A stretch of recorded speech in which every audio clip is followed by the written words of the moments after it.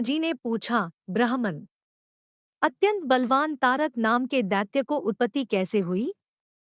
कार्तिकेय जी ने उस महान असुर का संहार किस प्रकार किया? भगवान रुद्र को उमा को प्राप्ति किस प्रकार हुई? महामुने, ये सारी बातें जिस प्रकार हुई हो, सब मुझे सुनाइए। पुलस्त्य जी ने कहा, राजन, जैसे अरणी से अग्नि प्रकट होती है, उसी प्रकार दिति के गर्भ से दैत्यों की उत्पत्ति हुई है। पूर्व काल में उसी शुभलक्षणा दिति को महर्षि कश्यप ने यह वरदान दिया था कि देवी, तुम्हें वज्रांग नाम का एक पुत्र होगा, जिसके सभी अंग वज्र के समान सुदृढ़ होंगे। वरदान पाकर देवी दिति ने समयानुसार उस पुत्र को जन्म दिया, जो वज्र के द्वारा भी अच्छेद्य था। वह जन्मते ही समस्त शास्त्रों में पारंगत हो गया। उसने बड़ी भक्ति के साथ माता से कहा, माँ, मैं तुम्हारी किस आज्ञा का पालन करूं? यह सुनकर दिति को बड़ा हर्ष हुआ। वह दैत्यराज से बोली, बेटा, इंद्र ने मेरे बहुत से पुत्रों को मौत के घाट उतार दिया है। आता उनका बदला लेने के उद्देश्य से तुम भी इंद्र का वध करने के लिए जाओ। महाबली वज्रांग बहुत अच्छा कहकर स्वर्ग में गया और अमोष तेज वाले पाश से इंद्र को बांधकर अपनी माँ के पास ले आया, ठीक उसी तरह जैसे कोई व्याध छोटे से मृग को बांध लाए। इसी समय ब्रह्मा जी तथा महातपस्वी कश्यप मुनि उस स्थान पर आए, जहाँ वे दोनों माम बेटे निर्भय होकर खड़े थे। उन्हें देखकर ब्रह्मा और कश्यप जी ने कहा, बेटा, इन्हें छोड़ दो, ये देवताओं के राजा है, इन्हें लेकर तुम क्या करोगे? सम्मानित पुरुष का अपमान ही उसका वध कहा गया है। यदि शत्रु अपने शत्रु के हाथ में आ जाए और वह दूसरे के गौरव से छुटकारा पाए, तो वह जीता हुआ भी प्रतिदिन चिंतामग्न रहने के कारण मृतक के ही समान हो जाता है। यह सुनकर वज्रांग ने ब्रह्मा जी और कश्यप जी के चरणों में प्रणाम करते हुए कहा, मुझे इंद्र को बांधने से कोई मतलब नहीं है। मैंने तो माता की आज्ञा का पालन किया है। देव, आप देवता और असुरों के भी स्वामी तथा मेरे माननीय प्रपितामह हैं, अतएव आपकी आज्ञा का पालन अवश्य करूंगा। यह लीजिए, मैंने इंद्र को मुक्त कर दिया। मेरा मन तपस्या में लगता है, आता मेरी तपस्या ही निर्विघ्न पूरी हो, यह आशीर्वाद प्रदान कीजिए। ब्रह्मा जी बोले, वत्स, तुम मेरी आज्ञा के अधीन रहकर तपस्या करो, तुम्हारे ऊपर कोई आपत्ति नहीं आ सकती। तुमने अपने इस शुद्ध भाव से जन्म का फल प्राप्त कर लिया। यह कहकर ब्रह्मा जी ने बड़े बड़े नेत्रों वाली एक कन्या उत्पन्न की और उसे वज्रांग को पत्नी रूप में अंगीकार करने के लिए दे दिया। उस कन्या का नाम वरांगी बताकर ब्रह्मा जी वहां से चले गए और वज्रांग उसे साथ ले तपस्या के लिए वन में चला गया। उस दैत्यराज के नेत्र कमलपत्र के समान विशाल एवं सुंदर थे। उसकी बुद्धि शुद्ध थी तथा वह महान तपस्वी था। उसने 1000 वर्षों तक बाहें ऊपर उठाए खड़े होकर तपस्या की। तदंतर उसने 1000 वर्षों तक पानी के भीतर निवास किया। जल के भीतर प्रवेश कर जाने पर उसकी पत्नी वरांगी, जो बड़ी पतिव्रता थी, उसी सरोवर के तट पर चुपचाप बैठी रही और बिना कुछ खाए पिए घोर तपस्या में प्रवृत्त हो गई। उसके शरीर में महान तेज था। इसी बीच में 1000 वर्षों का समय पूरा हो गया। तब ब्रह्मा जी प्रसन्न होकर उस जलाशय के तट पर आए और वज्रांग से इस प्रकार बोले, दितिनंदन, उठो, मैं तुम्हारी सारी कामनाएं पूरी करूंगा। उनके ऐसा कहने पर वज्रांग बोला, भगवन, मेरे हृदय में आसुर भाव न हो। मुझे अक्षय लोकों की प्राप्ति हो तथा जब तक यह शरीर रहे तब तक तपस्या में ही मेरा अनुराग बना रहे। एवं सु कहकर ब्रह्मा जी अपने लोक को चले गए और संयम को स्थिर रखने वाला वज्रांग तपस्या समाप्त होने पर जब घर लौटने की इच्छा करने लगा, तब उसे आश्रम पर अपनी स्त्री नहीं दिखाई दी। भूख से आकुल होकर उसने पर्वत के घने जंगल में फल मूल लेने के लिए प्रवेश किया। वहां जाकर देखा उसकी पत्नी वृक्ष की ओट में मुंह छिपाए दीन भाव से रो रही है। उसे इस अवस्था में देख दिदिकुमार ने सांत्वना देते हुए पूछा, कल्याणी, किसने तुम्हारा अपकार करके यमलोक में जाने की इच्छा की है? वरांगी बोली, प्राणनाथ। तुम्हारे जीते जी मेरी दशा अनाथ की सी हो रही है। देवराज इंद्र ने भयंकर रूप धारण करके मुझे डराया है, आश्रम से बाहर निकाल दिया है, मारा है और भूरी भूरी कष्ट दिया है। मुझे अपने दोह का अंत नहीं दिखाई देता था, इसलिए मैं प्राणत्याग देने का निश्चय कर चुकी थी। आप एक ऐसा पुत्र दीजिए जो मुझे इस दोह के समुद्र से तार दे। वरांगी के ऐसा कहने पर दैत्यराज वज्रांग के नेत्र क्रोध से चंचल हो उठे।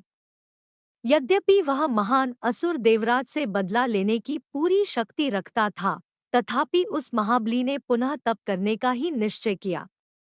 उसका संकल्प जानकर ब्रह्माजी वहां आए और उससे पूछने लगे, बेटा, तुम फिर किस लिए तपस्या करने को उद्यत हुए हो? वज्रांग ने कहा, पितामह, आपकी आज्ञा मानकर समाधि से उठने पर मैंने देखा इंद्र ने वरांगी को बहुत त्रास पहुंचाया है। अतः यह मुझसे ऐसा पुत्र चाहती है जो इसे इस विपत्ति से उबार दे। दादाजी, यदि आप मुझ पर संतुष्ट है तो मुझे ऐसा पुत्र दीजिए। ब्रह्माजी बोले, वीर, ऐसा ही होगा। अब तुम्हें तपस्या करने की आवश्यकता नहीं है।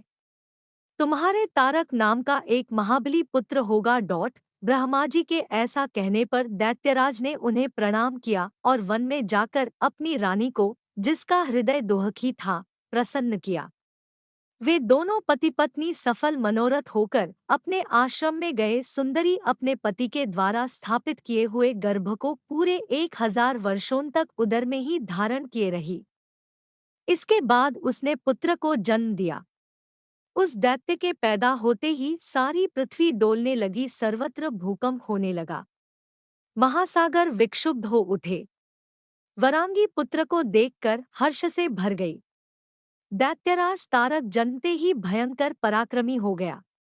कुजम्ब और महिष आदि मुख्य मुख्य असुरों ने मिलकर उसे राजा के पद पर अभिषिक्त कर दिया।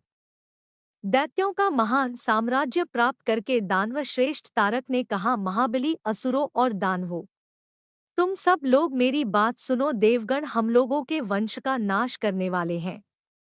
जन्मगत स्वभाव से ही उनके साथ हमारा अटूट वैर बढ़ा हुआ है। अतः हम सब लोग देवताओं का दमन करने के लिए तपस्या करेंगे। पुलस्त्य जी कहते हैं, राजन, यह संदेश सुनाकर सबकी सम्मति ले तारकासुर पारियात्र पर्वत पर चला गया और वहां 100 वर्षों तक निराहार रहकर, 100 वर्षों तक पंचाग्नि सेवन कर, 100 वर्षों तक केवल पते चबाकर तथा 100 वर्षों तक सिर्फ जल पीकर तपस्या करता रहा। इस प्रकार जब उसका शरीर अत्यंत दुर्बल और तप का पुंज हो गया, तब ब्रह्माजी ने आकर कहा, दैत्यराज, तुमने उत्तम व्रत का पालन किया है, कोई वर मांगो। उसने कहा, किसी भी प्राणी से मेरी मृत्यु न हो। तब ब्रह्माजी ने कहा, देहधारियों के लिए मृत्यु निश्चित है, इसलिए तुम जिस किसी निमित्त से श्री जिससे तुम्हें भय न हो, अपनी मृत्यु मांग लो। तब दैत्यराज तारक ने बहुत सोच विचार कर 7 दिन के बालक से अपनी मृत्यु मांगी। उस समय वह महान असुर घमंड से मोहित हो रहा था। ब्रह्माजी तथास्तु कहकर अपने धाम को चले और दैत्य अपने घर लौट गया। वहां जाकर उसने अपने मंत्रियों से कहा, तुम लोग शीघ्र ही मेरी सेना तैयार करो। ग्रसन नाम का दानव दैत्यराज तारक का सेनापति था। उसने स्वामी की बात सुनकर बहुत बड़ी सेना तैयार की। गंभीर स्वर में रणभेरी बजाकर उसने तुरंत ही बड़े बड़े दैत्यों को एकत्रित किया, जिनमें एक एक दैत्य प्रचंड पराक्रमी होने के साथ ही 10-10 करोड़ दैत्यों का यूथपति था। जंभ नामक दैत्य उन सबका अगुआ था और कुजम्ब उसके पीछे चलने वाला था। इनके सिवा महिष, कुंजर, मेघ, कालनेमी, निमि, मंथन, जंभक और शुंभ भी प्रधान थे। इस प्रकार ये 10 दैत्यपति सेनानायक थे। उनके अतिरिक्त और भी सैकड़ों ऐसे दानव थे जो अपनी भुजाओं पर पृथ्वी को तोलने की शक्ति रखते थे। दैत्यों में सिंह के समान पराक्रमी तारकासुर की वह सेना बड़ी भयंकर जान पड़ती थी। वह मतवाले गजराजों, घोड़ों और रथों से भरी हुई थी। पैदलों की संख्या भी बहुत थी और सेना में सब ओर पताकाएं फहरा रही थी। इसी बीच में देवताओं के दूत वायु असुरलोक में गाये और दानव सेना का उद्योग देखकर इंद्र को उसका समाचार देने के लिए गए। देवस भाएं पहुंचकर उन्होंने देवताओं के बीच में इस नई घटना का हाल सुनाया। उसे सुनकर महाबाहु देवराज ने आंखें बंद करके बृहस्पति जी कहा, गुरुदेव, इस समय देवताओं के सामने दानवों के साथ घोर संग्राम का अवसर उपस्थित होना चाहता है। इस विषय में हमें क्या करना चाहिए? कोई नीतियुक्त बात बताइए। बृहस्पति जी बोले, सुरश्रेष्ठ, सामनीति और चतुरंगिणी सेनाएं ही दो विद्याभिलाषी वीरों की अफलता के साधन सुने गए हैं। ये ही सनातन रक्षा कवच है। नीति के चार अंग हैं: साम, भेद, दान और दंड। यदि आक्रमण करने वाले शत्रु लोभी हों तो उन पर सामनीति का प्रभाव नहीं पड़ता। यदि वे एकमत के और संगठित हो तो उनमें फूट भी नहीं डाली जा सकती, तथा जो बलपूर्वक सर्वस्व छीन लेने की शक्ति रखते हैं उनके प्रति दाननीति के प्रयोग से भी सफलता नहीं मिल सकती। आता अब यहाँ एक ही उपाय शेष रह जाता है, वह है दंड। यदि आप लोगों को जैसे तो दंड का ही प्रयोग करे। बृहस्पति जी के ऐसा कहने पर इंद्र ने अपने कर्तव्य का निश्चय करके देवताओं को सभा में इस प्रकार कहा, स्वर्गवासियों, सावधान होकर मेरी बात सुनो। इस समय युद्ध के लिए उद्योग करना ही उचित है। आता मेरी सेना तैयार की जाए। यमराज को सेनापति बनाकर संपूर्ण देवता शीघ्र ही संग्राम के लिए निकले। यह सुनकर प्रधान प्रधान देवता कवच बांधकर तैयार हो गए। मातली ने देवराज का दुर्जय रथ जोतकर खड़ा किया। यमराज भैंसे पर सवार हो सेना के आगे खड़े हुए। वे अपने प्रचंड किंकरों द्वारा सब ओर से घिरे हुए थे। अग्नि, वायु, वरुण, कुबेर, चंद्रमा तथा आदित्य सब लोग युद्ध के लिए उपस्थित हुए। देवताओं की वह सेना तीनों लोकों के लिए दुर्जय थी। उसमें 33 करोड़ देवता एकत्रित थे। तदंतर युद्ध आरंभ हुआ। अश्विनी कुमार, मरुदगण, साध्यगण, इंद्र, यक्ष और गंधर्व ये सभी महाबली एक साथ मिलकर दैत्यराज तारक पर प्रहार करने लगे। उन सबके हाथों में नाना प्रकार के दिव्यास्त्र थे, परंतु तारकासुर का शरीर वज्र एवं पर्वत के समान सुदृढ़ था। देवताओं के हथियार उस पर काम नहीं करते थे। उन्हें प्रहार करते देख दानवराज तारक रथ से कूद पड़ा और करोड़ों देवताओं को उसने अपने हाथ के पृष्ठभाग से ही मार गिराया। यह देख देवताओं की बची खुची सेना भयभीत हो उठी और युद्ध की सामग्री वहीं छोड़कर चारों दिशाओं में भाग गई। ऐसी परिस्थिति में पड़ जाने पर देवताओं के हृदय में बड़ा दुख हुआ और वे जगत गुरु ब्रह्मा जी की शरण में जाकर सुंदर अक्षरों से युक्त वाक्यों द्वारा उनकी स्तुति करने लगे। देवता बोले, सत्वमूर्ते, आप प्रणवरूप है। अनंत भेदों से युक्त जो यह विश्व है उसके अंकुर आदि की उत्पत्ति के लिए आप सबसे पहले ब्रह्मारूप में प्रकट हुए हैं। तदंतर इस जगत की रक्षा के लिए सत्वगुण के मूलभूत विष्णुरूप से स्थित हुए हैं। इसके बाद इसके संहार की इच्छा से आपने रुद्ररूप धारण किया। इस प्रकार एक होकर भी त्रिविध रूप धारण करने वाले आप परमात्मा को नमस्कार है। जगत में जितने भी स्थूल पदार्थ हैं उन सबके आदि कारण आप ही हैं। आता आपने अपनी ही महिमा से सोच विचार कर हम देवताओं का नाम निर्देश किया है। साथ ही इस ब्रह्मांड के दो भाग करके ऊर्ध्वलोकों को आकाश में तथा अधोलोकों को पृथ्वी पर और उसके भीतर स्थापित किया है। इससे हमें यह जान पड़ता है कि विश्व का सारा अवकाश आपने ही बनाया है। आप देह के भीतर रहने वाले अंतर्यामी पुरुष हैं। आपके शरीर से ही देवताओं का प्राकट्य हुआ है। आकाश आपका मस्तक, चंद्रमा और सूर्य नेत्र, सर्पों का समुदाय केश और दिशाएं कानों के छिद्र हैं। यज्ञ आपका शरीर, नदियां संधिस्थान, पृथ्वी चरण और समुद्र उदर है।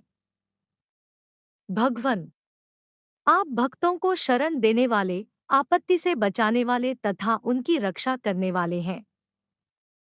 आप सबके ध्यान के विषय हैं। आपके स्वरूप का अंत नहीं है। देवताओं के इस प्रकार स्तुति करने पर ब्रह्मा जी बहुत प्रसन्न हुए।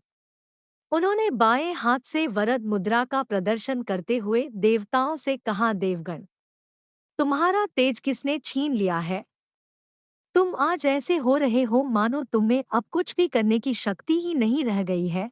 तुम्हारी कांति किसने हर ली? ब्रह्मा जी के इस प्रकार पूछने पर देवताओं ने वायु को उत्तर देने के लिए कहा। उनसे प्रेरित होकर वायु ने कहा, भगवन, आप चराचर जगत की सारी बातें जानते हैं, आपसे क्या छिपा है? सैकड़ों दैत्यों ने मिलकर इंद्र आदि बलिष्ठ देवताओं को भी बलपूर्वक परास्त कर दिया है। आपके आदेश से स्वर्गलोक सदा ही यज्ञभोगी देवताओं के अधिकार में रहता आया है। परंतु इस समय तारकासुर ने देवताओं का सारा विमान समूह छीनकर उसे दुर्लभ कर दिया है। देवताओं के निवास स्थान जिस मेरु पर्वत को आपने संपूर्ण पर्वतों का राजा मानकर उसे सब प्रकार के गुणों में बढ़ा चढ़ा, यज्ञों से विभूषित तथा आकाश में भी ग्रहों और नक्षत्रों की गति का सीमा प्रदेश बना रखा था, उसी को उस दानव ने अपने निवास और विहार के लिए उपयोगी बनाने के उद्देश्य से परिष्कृत किया है। उसके शिखरों में आवश्यक परिवर्तन और सुधार किया है। इस प्रकार उसकी सारी उद्दंडता मैंने बताई है। अब आप ही हमारी गति हैं। यूं कहकर वायु देवता चुप हो गए। तब ब्रह्मा जी ने कहा, देवताओं, तारक नाम का दैत्य देवता और असुरस के लिए अवध्य है। जिसके द्वारा उसका वध हो सकता है, वह पुरुष अभी तक त्रिलोकी में पैदा ही नहीं हुआ। तारकासुर तपस्या कर रहा था। उस समय मैंने वरदान दे उसे अनुकूल बनाया और तपस्या से रोका। उस दैत्य ने 7 दिन के बालक से अपनी मृत्यु होने का वरदान मांगा था। 7 दिन का वही बालक उसे मार सकता है जो भगवान शंकर के वीर्य से उत्पन्न हो। हिमालय की कन्या जो उमादेवी होगी, उसके गर्भ से उत्पन्न पुत्र अग्नि से प्रकट होने वाले अग्निदेव की भांति तेजस्वी होगा। आता भगवान शंकर के अंश से उमादेवी जिस पुत्र को जन्म देगी, उसका सामना करने पर तारकासुर नष्ट हो जाएगा। ब्रह्मा जी के ऐसा कहने पर देवता उन्हें प्रणाम करके अपने अपने स्थान को चले गए।